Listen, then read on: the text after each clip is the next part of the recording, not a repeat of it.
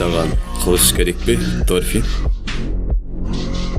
Қылыш ол кісі өлтіру құралы. Ол саған не үшін қажет? Кімнің өмірін қимақшысың? Жауымның. Жауымның? Кімдер олар? Олар жаман адамдар, халықтен сияқты.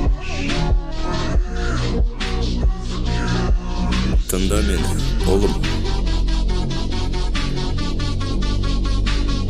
Сенің жауын жоқ.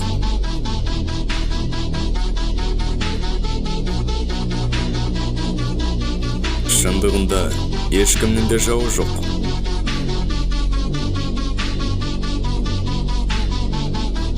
Бұл әлемде ешкім азап шегуге лайықты емес.